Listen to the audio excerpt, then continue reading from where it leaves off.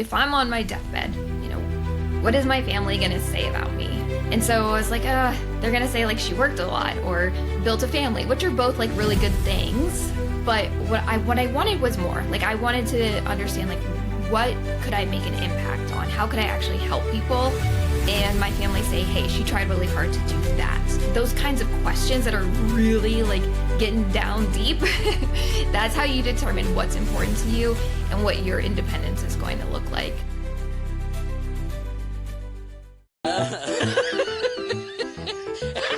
The Grateful Podcast with Jack Wagoner presents. Subscribe.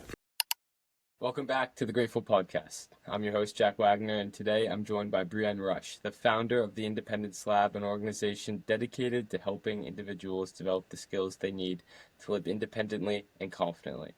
Brianne has a passion for empowering people, especially young women, to take control of their own lives, whether through financial literacy, decision-making skills, or personal growth. Today we'll dive into her journey, the mission of the Independence Lab, and the key lessons she's learned about fostering independence in others. Brianne, welcome to the show.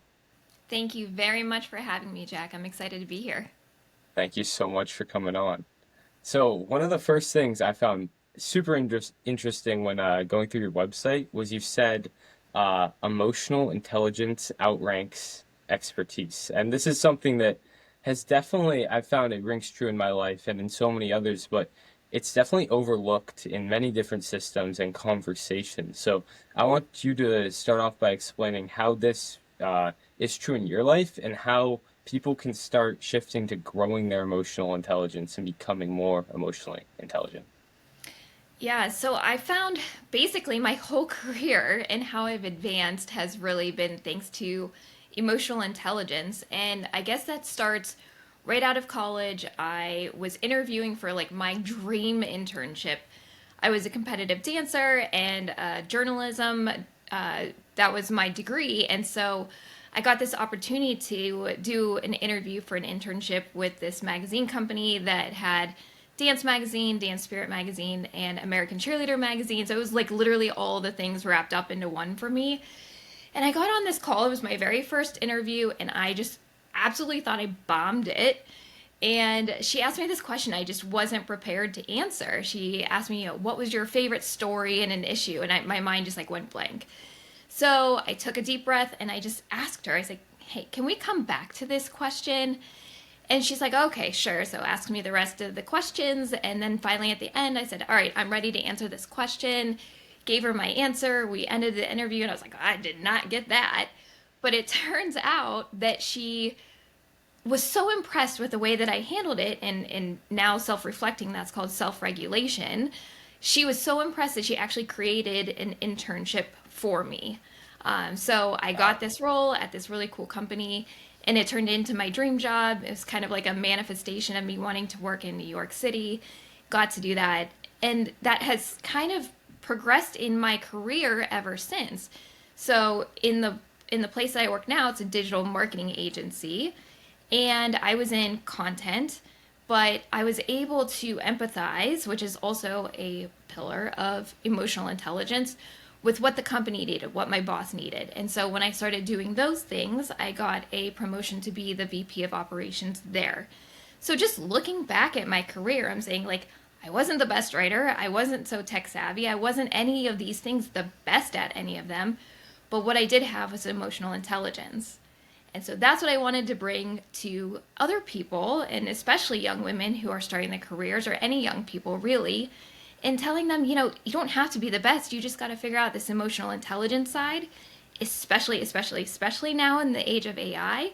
And that's what the Independence Lab is all about. That's so cool. So how can you actually build emotional intelligence? I think there's a misconception that it's a natural predisposition to be emotionally intelligent, but that's wrong. It's a skill. So how have you learned to teach others to build that skill, and how have you built it yourself? Yeah, you're so right. It's something that literally anybody can learn. And there's 5 pillars of it. And one of the first ones is just being self-aware. What am I good at? Where do I need help? What can I get better at? And that's just like taking that very first step to reflect. And I always tell people Set a timer for a couple weeks, maybe 2 or 3 times a day. Just set that timer to take a moment and self-reflect. How did that meeting go? How could I have been better? Did I have a conflict? How did I handle it? What did my boss expect me to do that I could have done better? Literally just take a moment and reflect and be aware of yourself. Be aware of your strengths, your weaknesses, and how you can get better. So that's number one. Number two is self-regulation. It's kind of what I was talking about when you literally just learn to take a moment to get what you need, right? If you need a moment to ask for clarification, if you need a moment just to calm yourself during something that you're nervous about, that's self-regulation. And you can use that kind of exercise that you've probably already heard about. It's called box breathing. So you inhale for 4, hold it for 4, exhale for 4, hold it for 4. You can use that when you need it. That's just one tool though. So just understanding how your body reacts to being nervous or being in a conflict, and then figuring out how you can calm yourself down. Number 3 is empathy. So you probably know what that means. It's understanding what other people need or want or how they feel. And you could just practice that during your workday or when you're hanging out with your siblings or, any of those times, your teachers, your, like the people around you, what do they need? And just practice. You don't have to actually even take action. Just think in your head, what's going to make their day better? And that's how you can start building that empathy tool or that toolbox within yourself. Communication skills definitely are important as well. And so that's just something, getting yourself in front of people and talking.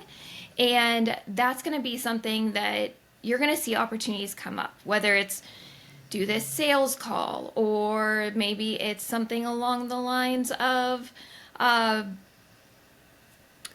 Toastmasters. If you're able to get into one of those, that would be something that you could do as well. So you can start building those tools.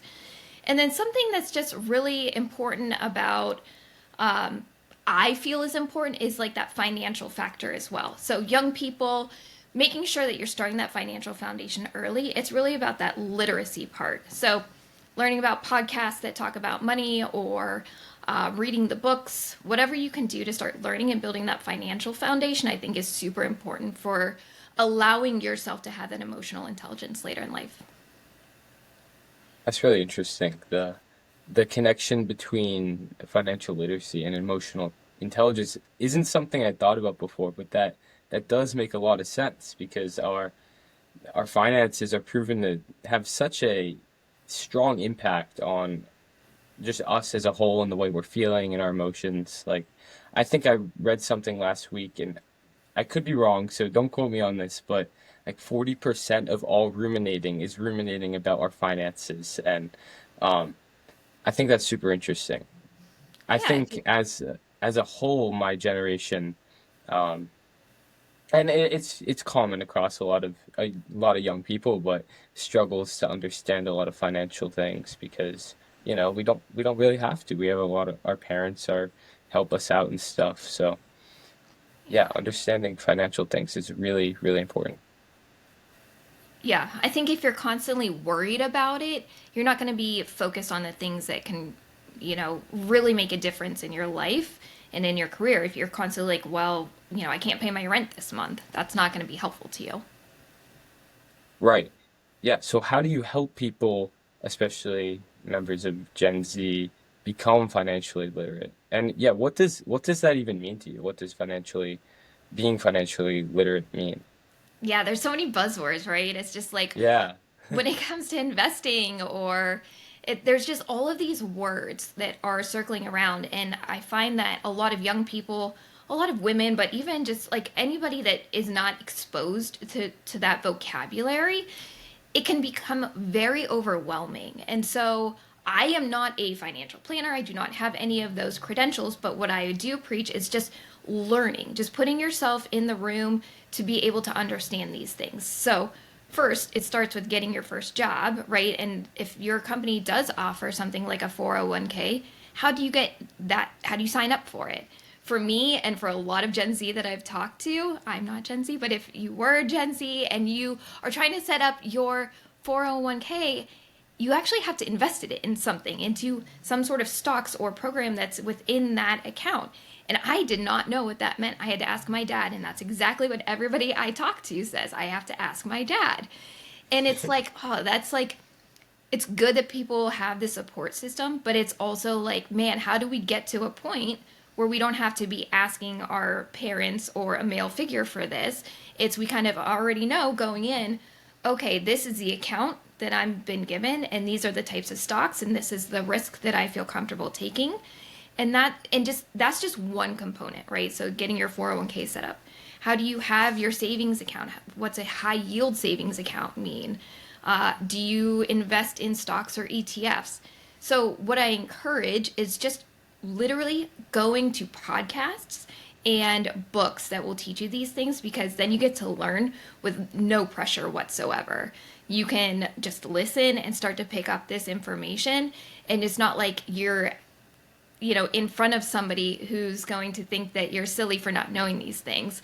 It's very much just learning at your own pace, and that way you feel comfortable when you're starting to set up your 401k or your IRA or whatever it may be to secure your financial future. Yeah, yeah, I really like that part about you feel no pressure and you can learn at your own pace. I think part of the problem with that solution is that many people don't feel the immediate pressure uh, to read things like that, and they would much rather just go on their phones and scroll on TikTok for a little while. Why would, if their parents are paying for everything right now, it they don't really feel that urgency to pick up a book and read about um, just financial things. So I think making people aware that that's something they need to do is really important, because if not, I think it just hits you like a brick wall. Like, oh my God, now I'm unprepared, right?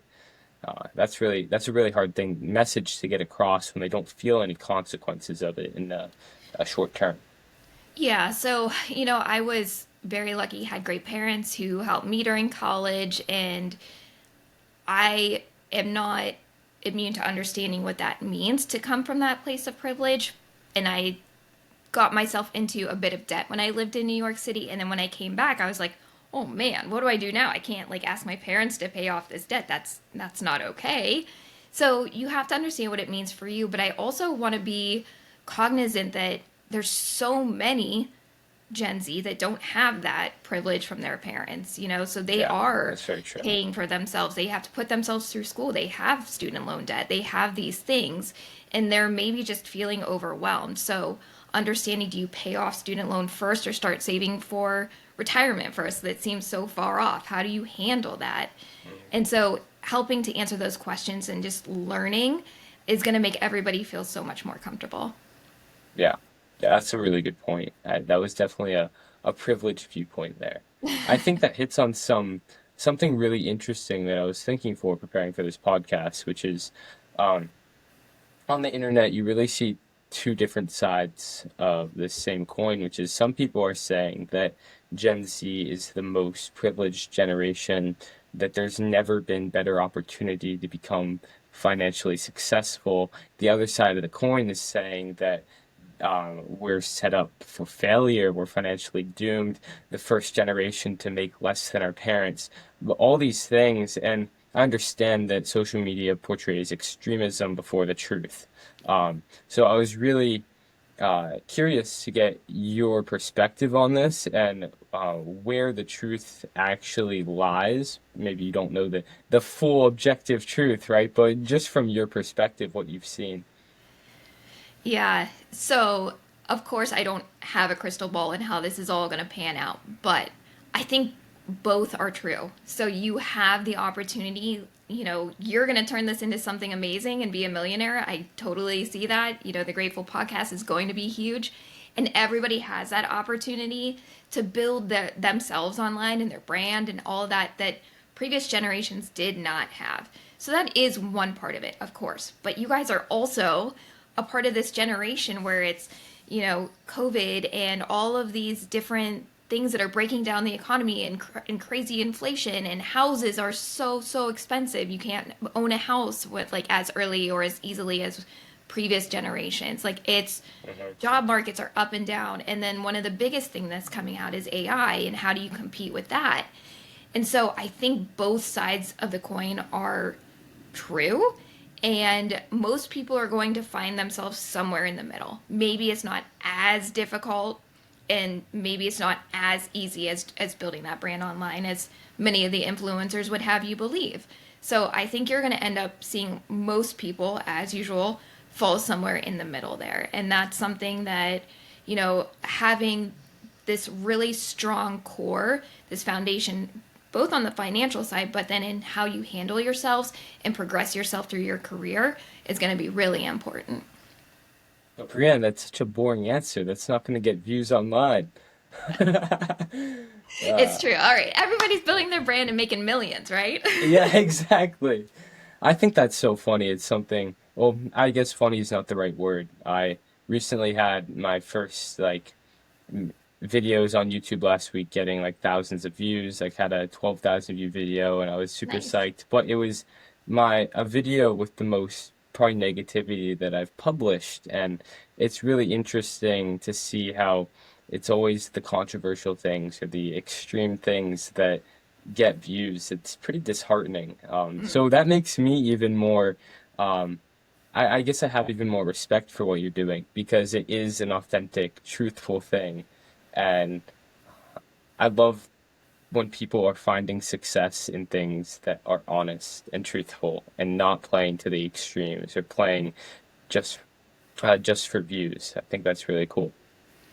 Well, I appreciate that. And not to just, go right back at you with a compliment, but what you're putting out there is something that I've been saying for years, but not in such a great way that you said it. It's like you can be grateful, but strive for more at the same time. And I loved how you packaged that. So I I really appreciate what you're doing as well.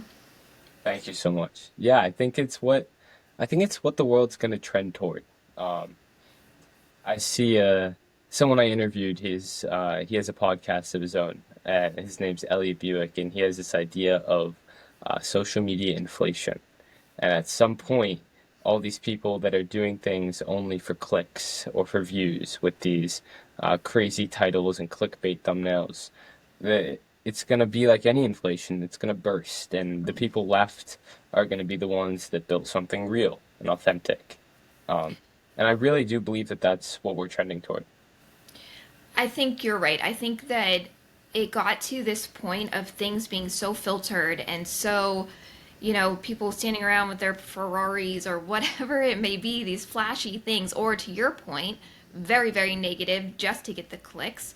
But I think a lot of people are just tired of that, right? And especially with everything going on in the world, they want something that's more authentic, and that's who they're going to find inspiring. That's who they're going to want to follow. They're not going to want to invite so much negativity into their life or so much, just fakeness, if that's the right word. But I Yeah. really do truly feel like the pendulum is kind of swinging the other way now, back toward that authentic type of people online. And I think that's something that's really going to showcase itself a lot in the next year here.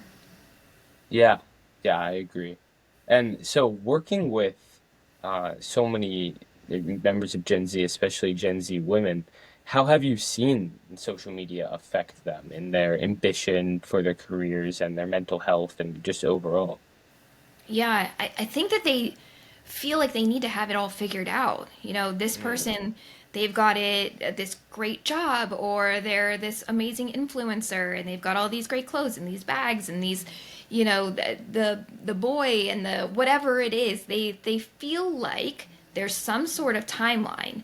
If I haven't graduated, if I haven't gotten the right job, if I haven't gotten the right boyfriend or married or whatever it is, they feel like they're behind. And that's super hard on your mental health because the truth is nobody is behind. Everybody has their own schedule. Everybody should be okay with where they are if they're working their, in their own zone of genius, if they are so present in themselves that they're able to be happy with where they are. The social media shouldn't make them feel bad about themselves. Now, that's right. not to say that they can't be inspired by things or follow people who are inspiring to keep them growing, but it's when it starts to hurt your mental health that social media becomes very dangerous. And it's just unfortunate. It starts very early on. These young kids, even 10, 12 years old, where they want to be a social media influencer when they grow up. And it's like, okay, well, how is that going to affect your ability to have friends and build a career and do your finances if you actually don't achieve that lifelong dream of becoming an influencer, right? So Yeah. I think it's just bringing ourselves back down to reality. It's okay to strive for something, it's okay to want something and be inspired, but at the same time, looking at yourself, understanding what it is that truly will make you happy in life, what you want to grow toward, and make that the goal and not achieving what this flashy social media account is showing you. Right. Everyone's in such a rush to get to where, I'm not quite sure, but in a rush comparing themselves to other people, towards some unknown ending that they think will be their nirvana. Uh, And it's just not true. It's just an endless cycle of dissatisfaction. Um, I I find it really interesting, and I wanted to talk to you about this.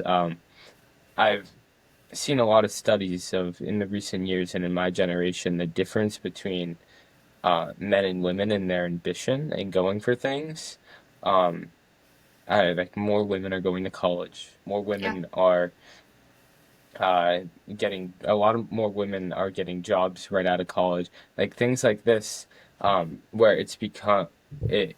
It's really cool to see, but I wonder a lot of times how that affects mental health and if a lot of women are really deep in this cycle of just go after dissatisfaction. Obviously, men are too. I'm not trying to paint a picture of uh, I don't know. But I'm not trying to like draw comparisons, but I just think it's a really interesting perspective that you'd have with that. Yeah, I think it's really more so around that it is necessary now. So Hmm. in previous generations, it's kind of been women could, go to college, could get a job. Um, it just hasn't always been the way that right at this point in time, everybody needs to have a career for themselves. They, a lot of like my parents, my mom was a stay-at-home mom. That's not really a thing all that much anymore because most families need to have two incomes. And so I think it's just, it's very different in the fact that everybody is now expected to go to school, they are expected to get a degree, they're expected to get a job and not just quit that job after they have kids. They're probably going to go back to work after they have kids. And so how do you set up that foundation for a career that you're going to enjoy going to? You don't want to start off a career that you're just like, dreading every single day for the decades that you have to go to your job. And that's why it's so important now to start with a career path that you're comfortable with, that gives you a place to grow into, that you're happy with, and that you can make an impact on the world and not just go and, just have the Sunday scaries every single week of your life. You don't want that. You want to definitely start off with, yes, of course, it's going to be like an entry level job, but you can see the path that you're going to take to get where you want to be decades from now. And that, I think, is why I want to do this for these women now, because the way that I explain it is like you're standing at your college graduation and there's endless possibilities, but there's very little guidance in that transition from college to career. And so hopefully this will give them some of that guidance, not make the path for them, but help them see their path that they want to make. I like that a lot. I think one other really hard thing is pressure on young people to know what they want to do. Mm-hmm. Something I've thought a lot about is not trying to plan decades in advance, but trying to take each take a step toward what I want to do right now, because as I continually take the next step, it'll open doors in the right direction. I can have my direction. It doesn't have to be a clear vision, but I just want to have the direction I'm going toward, because if I'm always going after something I'm very interested in right now, it should open up doors to what I'm interested in next. And I think that's really important to tell young people that they don't need to have it all figured out right now. Um, you can just go after what you love right now, and it doesn't have to be this clear vision for the future. You just work toward what you love, so you don't have the Sunday scaries, as you said. That sounds Yeah. like a dreadful life. Yeah. Yeah, and you're exactly right. And there's some sort of quote that I'm sure I'll butcher, but it's this idea of if you take the first step on your path, the path will become clearer as you go. Mm. And I think that's super true. You're right. You can't possibly plan out decades in advance, but it's important to at least start on a path that you're comfortable with. And I can attest that I've changed careers several times. So I started in journalism and got my, dream job like we talked about, but then I kind of fell out of love with it after a couple years. And I moved back to Ohio and literally was a nanny for like a year while I figured it out. And then I went into marketing at a tech company, and then I landed where I am now in uh, content marketing. And even from there, even in the same company that I'm at right now, I switched my career completely over to operations and growing the business as a whole. So like that was like three or four completely different job changes, but looking back, I'm able to connect all the dots of how that happened. And so that's the cool part is like if you're at least got this vision for your first few steps, it will take you where you're supposed to go. Oh, that's so important. I love that. I hope you're enjoying this episode of the Grateful Podcast. I'm interrupting to let you know that it would mean the world to me if you could share this episode with someone that you think would enjoy it, or leave a review down below so I can learn what I can do better and what I'm doing well with this podcast. It's a passion project, and I really want it to turn into something that helps people everywhere. Thank you so much for listening. I hope you enjoy the rest of the episode. It sounds to me like you've achieved independence, uh, but at least independence for yourself. I'm curious to get your definition of independence. I know you said it differs uh, for everyone, but I think that's a hard word for people to kind of grasp. Yeah, so there's a lot of different ways you can look at it. And for me, I'm I should have like a very clear definition of it, but I don't. That's okay. But, I think for me, it's important that I enjoy every day. And I Mm. have the ability to choose what I want to be focusing on that day, whether it is hard, deep work or I need to be with my family for something. It's also the independence that finances give when you have that all in place. So I am not, you know, uh, independently wealthy in a way that I can quit working tomorrow, but I also am comfortable enough that I don't worry about feeding my family or I have a roof over my head. I have these things all lined up. I've got my emergency fund, which is so important for people to set that up. I've got all of my ducks in a row that I feel super comfortable and that I'm going in a good direction. And so that's part of it too. So it's really along these lines of deep work that I'm comfortable doing when and where I want to. I Okay. have my family that I can prioritize, which is important, and then the financial aspect of it. Yeah, I think when we hear independence, a lot of people go directly to financial independence, but it's Mhm. definitely more than that. So how do you help people kind of create this idea of what their independent life would look like? It's a lot about asking questions of yourself. Mm. So for me, it was really this thought of, man, if I'm on my deathbed, what is my family going to say about me? And that was, for some reason, really important to me, but it helped me get to where I've I feel the most comfortable with myself. And so I was like, they're going to say like she worked a lot or she, built a family, which are both like really good things, if that's important to you. But what I wanted was more. Like I wanted to understand like what could I make an impact on? How could I actually help people?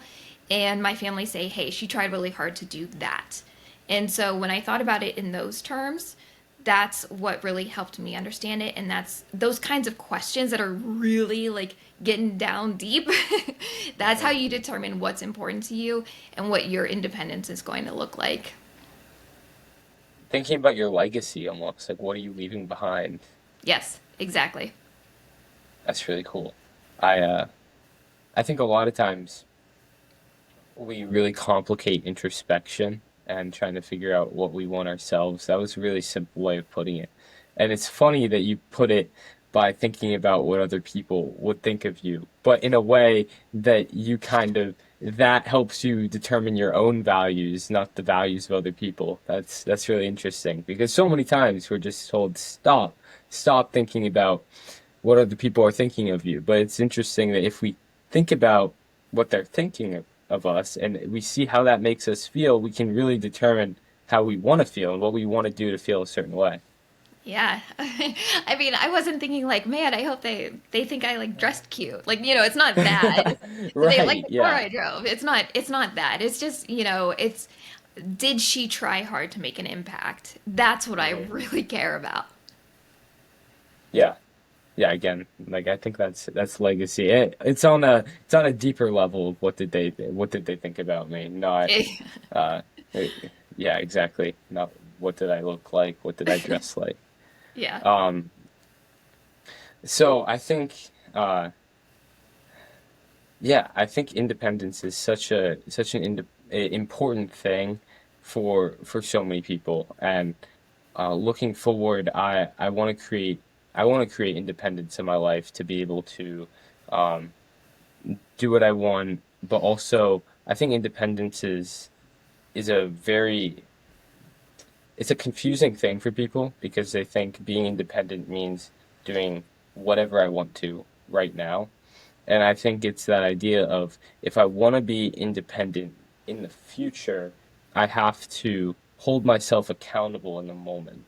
Mhm. Um, and that's really hard for people to understand, especially Gen Z in this age of instant gratification. I don't want to make it seem like my generation is like uh, we can be empathetic towards them for that because no, they still should be able to determine that. But I think it's harder because we live in a culture now where we've grown up so used to getting what we want at our fingertips, right? We have all the Mhm. information we need at our fingertips. And so Mhm. that's a really hard balance. Yeah. Yeah, I think that the whole generation is every generation is a byproduct of the world that they've grown up in. So I don't think anybody can blame Gen Z or any other generation for what it is that defines them. I think it's important to understand that and then use that information to develop whatever path toward independence that you want. But in the past year, there's been a lot of studies really focused around Gen Z, and it's kind of scary that, all of these numbers are coming out and saying Gen Z is worse off mentally than any other generation because of these things, this world that they've been, brought up in. They are, more than ever before, are still relying on their parents. They're living with their parents or relying on them financially for medical bills or rent or whatever it is. All these different studies are showing that Gen Z, because of this world that other people have built around them, they're not necessarily coming out on top. And so that's a little bit scary. And it's not their fault. This is the world that they've been born into. And they have been adolescents for most of that. So they didn't have the power to do these things. However, every generation has their own things. We haven't had to be a part of war, right? So we weren't drafted. We weren't a part of any of those types of big things, COVID, of course, but anything like other previous generations have had to go through, the Great Depression, something like that. So every generation has their thing, but now it's okay, Gen Z, this is where we're at. How do we take this information and improve upon it. And I think that's the important mindset to have. Right. Um, a statistic that I just looked it up to make sure I'm getting it right. 71% of Gen Z thinks that they'll reach all their financial goals. And that means there was a poll done, and that's $9.5 million. And so 75% of Gen Z thinks they'll make $9.5 million. And that's really interesting because that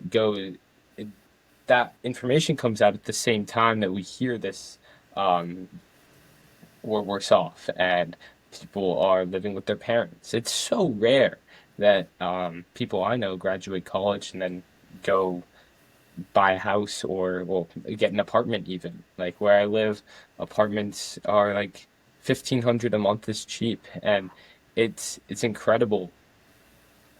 I think one of the hardest things to do is set realistic expectations for yourself while if you're an ambitious person.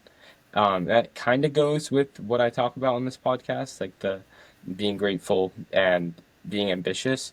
But part of that is making sure your ambition is not rooted um, in being unrealistic. Mm. You, but you also can't let that need for realism soften your dreams. It's a really hard balance. It's like a seesaw between this, oh yeah, I have to accept that the odds of me doing as well as I think I'm gonna do are really low. Um, but I also have to keep believing that I can do it. Yeah. Yeah. It's my first full time role out of college at this magazine that I mentioned. They offered me $30,000 to start in New York. And I was just thrilled to have the job, right? And this was a little while ago. Mhm. So take that with a grain of salt. But then my boss knew how hard I worked, and she's like, I'm going to get you a raise. I'm going to get you a raise.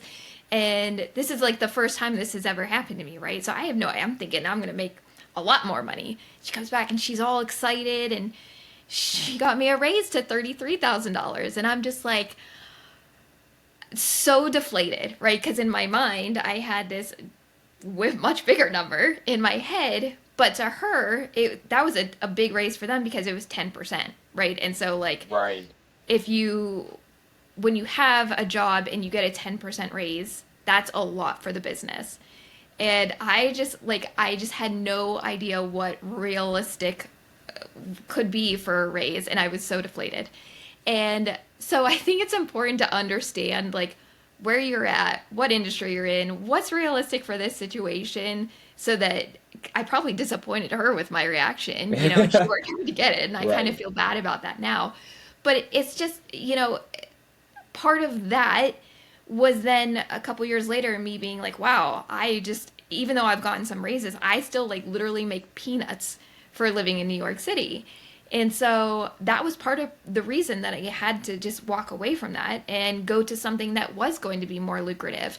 And for me, that was content marketing, which is still utilizing my writing skills and my storytelling skills, but in a completely different way that wasn't like going to be journalism where you're just not making any money. So it is that balance of trying to understand, well, if I want to be an opera singer, not everybody in the world can be an opera singer. There's only so many that are going to be the big stars of the show and make money, but it doesn't mean you shouldn't try. So it's just understanding where you're at, but maybe having a backup plan, or at least having, a couple places where you can be happy in life. How did you figure out content marketing after journalism? So that was the year that I took off and was like a nanny, and just did freelance, Yeah. because that's what my passion is was writing. And I literally looked at all of the different jobs that were open for my skill set, and content marketing was fairly new at that point. It wasn't like a term that was just like everybody knew what it was. But I just, When was this? that would have been 2011. Okay. Yeah. So I took this job at this tech company and the skill set was just exactly what I had. So that was the way that I kind of fell into it. And luckily, I had a manager who made me learn. He's like, read this book, tell me what you learn, write a blog post about it, whatever you can do. And so I became like this lifelong learner, probably based on that year that I worked with him specifically, because he just really showcased how important it was to learn about the changing industries, the trends, what's going on in the world. It's very important to learn about those things. And if you want to keep growing in your career, adhere yourself to those changes that are happening, because that's what a company is going to look at you and say, hey, this whole idea of inbound marketing or content marketing is blowing up right now, and you know what you're doing with that. You deserve to be in this new role or get promoted or have a team. And that was really eye opening for me. You were like ahead of the trends. Or you were with the trends. Yeah. Yeah, with it. And so that allowed me to go to the digital marketing agency that I'm at now. I was their very first hire as a content marketer. And so I went in and I actually built the department there and that didn't exist before. So that was very cool. But that only happened because I learned about it and decided this is something that I can be good at that's happening in this space right now and was aware of that. So when you say content marketing, is that like copywriting or is it creating different yeah, explain that a little bit. Yeah, so pretty much anything that is associated with a brand that you see that is words, that's going to be your content marketing.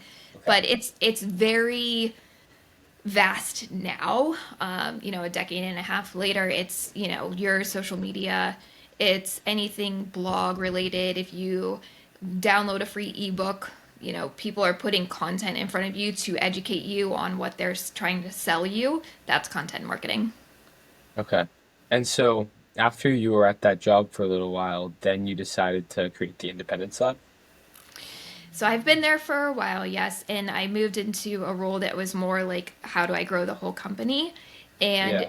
it is this idea of how I've been able to go from journalism to marketing to operations without being the best at any one of those things. I'm not the best writer in the world, but was able to get these jobs and move up the ladder. That I look back and say, well, why me? And it really did Hmm. come down to that emotional intelligence. And I thought, well, how can I share that with young people that this is important? You don't have to have every hard skill on your resume, at top notch. You could actually have these soft skills, and that's going to take you a lot farther in your career. How do I share that with them? And that's why I created the Independence Lab. That's really cool. Yeah, because I mean, to go back just to where we started, um, I'm a senior in high school, so there's so much trying to check these boxes for colleges and Yep. thinking about the college admissions process. And oftentimes I just think like, I wish that I could just show them my personality and how I interact with people. And that's why interviews are great, but they don't hold that much weight in the college admissions process. And it's this whole thing where uh, you feel like life is just checking boxes for another box to check in order Mm-hmm. to get what you want. And I think reframing that is super important to where you don't feel like you're just checking boxes so you can check another box so you can get to where you want. Yeah, you're right. And I actually just read this article that I think would be super relevant to you and your audience is, everybody when they're applying to college thinks that they have to have these grades, they have to be in X amount of clubs, they have to do X amount of sports.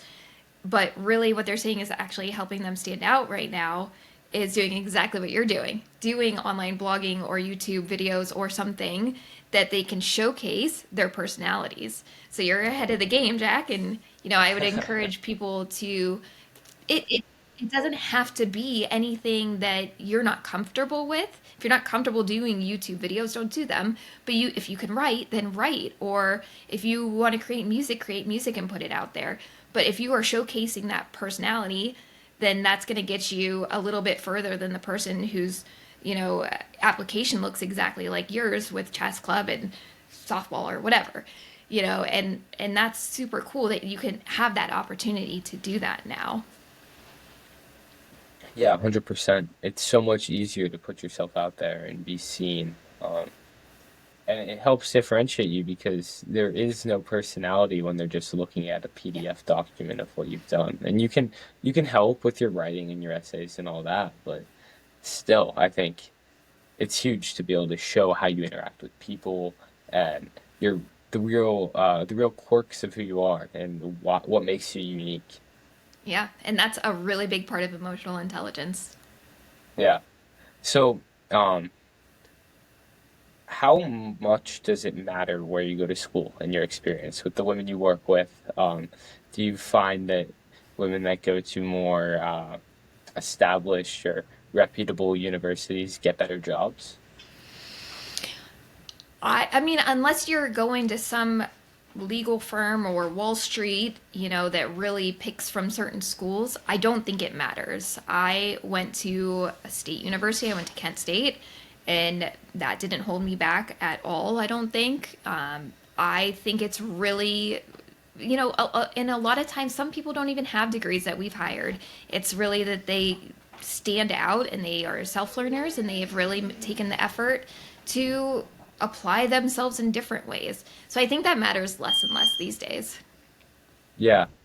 Yeah, really just how you approach problem solving is the Mm. whole bottom line of things. Like, I love what you said. Like a creative person that is um, a good learner. I love your experience at that job where you had your manager who just pushed you to learn and learn, because that's the best skill I think we can have. People who are really excited to get better at what they're doing and really want to learn. Um, yeah, it's you can't compare that to anything. No, you're exactly right. And I actually part of my job now is hiring people. And Yeah. so we look for that. That is a huge part of it. Even if your resume is 60-80% of what our job description is, if you get on that call and you are passionate about learning and you could showcase how you've learned and taught yourself things in the past, that's going to stand out a lot more. It's really hard to showcase that on a resume, and it may be hard to get yourself in the door just by having that, with everything that's going on now and like keywords and how AI reads your resume to get you that interview. But when you are in that interview, if you could tell stories about teaching yourself stuff, if you can tell stories about how you can't wait to learn and that you're a part of all of these different, whatever it is, forums or clubs or whatever, so that you can continue to learn, that is going to do wonders for you getting job offers. Yeah, yeah, 100%. So I want to switch gears a little bit. While preparing for this, I Okay. read one of your blog posts, and it talked about as a kid. It was about gratitude, and it talks about Yeah. as a kid you went through some hard things, but those hard things really helped. You ended up becoming more grateful for your parents, your friends, everyone really through that. And that's one of the messages I'm really trying to spread here. That like every every hard time teaches you to be grateful for the things that you have. I had someone on and he said everything that you dislike points to something you're grateful for. If you're mad about it raining, it means you're grateful for the sun. And so I want you to speak on that, how your hard times have really helped you become more grateful and how you've balanced that gratitude with your obvious pursuit of so many different things. Yeah, well, thanks for reading that. And it really was an eye-opening thing. So when I was 17, and again when I was 18, I had to have heart surgery, and it was very difficult to recover from that. And I got sick during that time, and during the surgery, they didn't cover my eyes appropriately. So when I woke up, I couldn't see anything. I was literally blind for a little bit. So it was a lot for a 17-year-old and 18-year-old to handle all of that. But coming through that and coming back to my rational mind, I'm like, man, my parents were here for me this whole time. They took time off work. They got me everything that I needed. They were worried when they were had to be. They were scared when they had to be, but they were also super strong and encouraging and just there for me the entire time. So like that point of tipping into adulthood was like the first time I can remember being like super appreciative of my parents. And that has stuck with me, all through adulthood. But I can remember that time being like the first time that I was cognizant enough to be grateful for my parents and having really good parents. And my community, I came home from that first surgery, and our entire dining room table was covered in like gifts and flowers and gift baskets and all these things for my recovery. And I was like, that many people like me? Like, that That's was, so cool. yeah, like that was like it just filled me with like such joy and this, not in receiving stuff, but being like, wow, that many people thought, not just thought of me, but took action on that thought. Like, and so that was something that I was super grateful for. And then just my health, honestly, like there wasn't really a chance of me dying. It wasn't like that dire that, this heart thing had to happen, but it was something that was scary. And the sickness that happened after that, I got down to like 90 pounds. It was very, you know, it was just a lot for health wise. And so I think that established within me something that I have always been grateful for is not just my health, but my abilities. So thinking like, gosh, I can walk, I can dance, I can do these things. And I'm so grateful for that. And I'm so like, and I have good health now that this has been taken care of. And that has been something that's sticking with me. And it's that so base level of gratitude. Like if you don't have your health, you don't have anything really, is what they say. But it's so true, right? Like if you don't have your health, can you really go and concentrate on your job? Can you really go out and have drinks with your friends? It's all of those things that stem from having that basic health in your life, and the gratitude that comes from that experience. Even though it was difficult, I'm so glad I went through it. Yeah.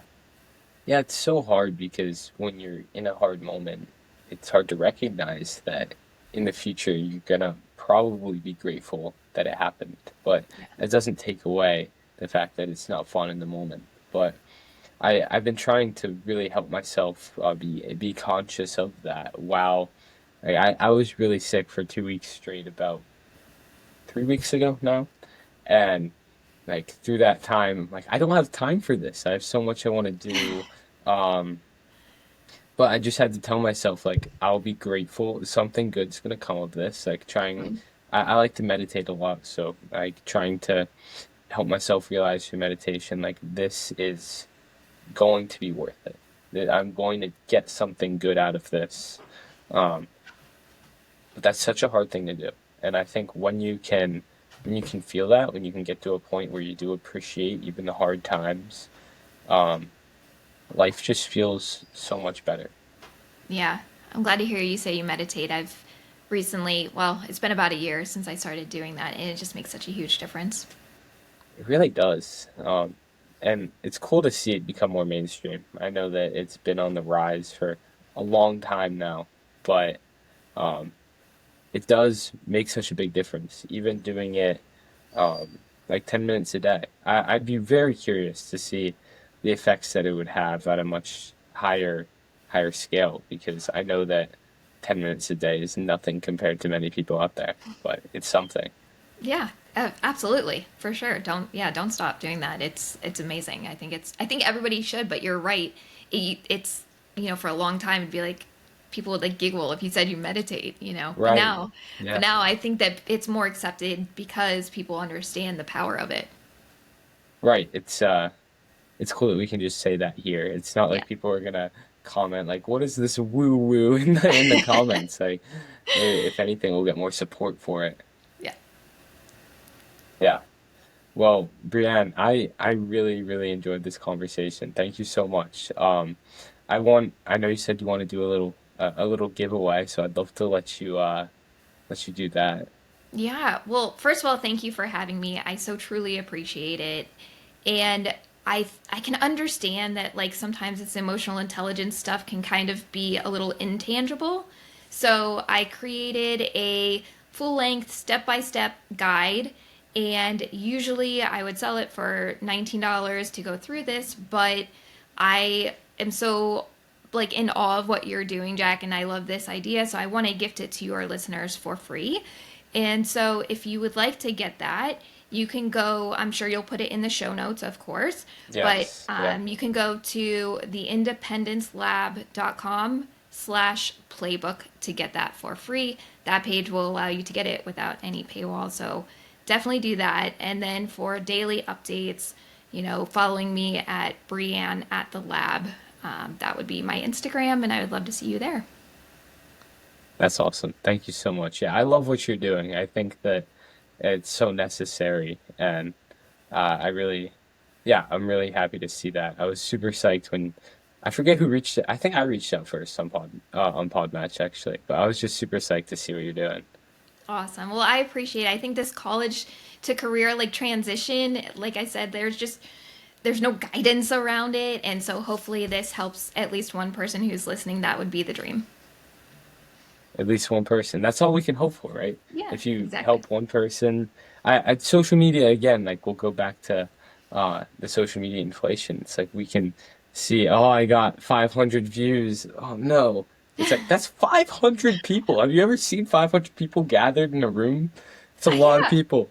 I no, I totally agree. If you gave a speech in front of 500 people, you'd be glad or nervous. So, Exactly. Awesome. Um, all right.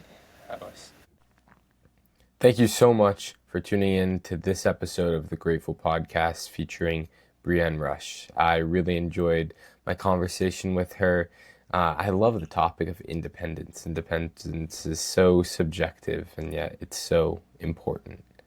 If you want to go check out another episode I have, I bet if you like this one that you'll love this episode right here with Ray Capo, former punk artist and former monk for 6.5 years. So go click that right there or click it in the description if you are listening. And also, please share this with anyone that you think might enjoy. That's how the word gets out about my podcast. So share this, or you can leave a review down below. Both would help greatly. Have a great week.